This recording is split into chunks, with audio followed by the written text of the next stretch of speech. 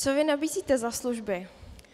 Dobrý den, moje jméno je Irena Palánová, mám na starosti Národní centrum Europass a dnes jsme vytipovali pro tuto akci a mladé lidi doklady a služby Europassu, které se hodí všem, kdo vstupují na trh práce nebo se uchází jenom o brigádu a o stáž.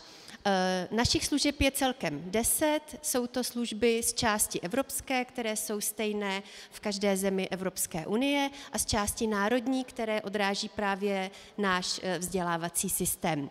Najdete tam takové zajímavé věci jako doklady o vzdělání, ale i záznam stáží.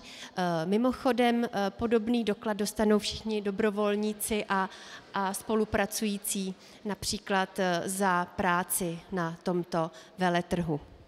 A co vy byste doporučila lidem, co teďka poprvé vstupují na trh práce? Máte nějaké doporučení nebo radu?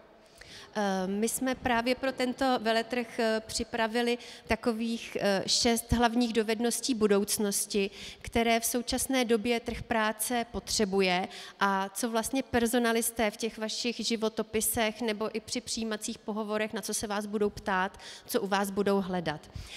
My vám ty infografiky dáme i do předsálí a samozřejmě kromě digitálních dovedností jsou to i dovednosti pro průmysl 4.0, zelené dovednosti, dále také dovednosti řízení vlastní kariéry a celá řada měkkých dovedností. Takže určitě se můžete podívat do našich infografik, anebo jsem tady po celé odpoledne, takže se můžeme i potkat osobně.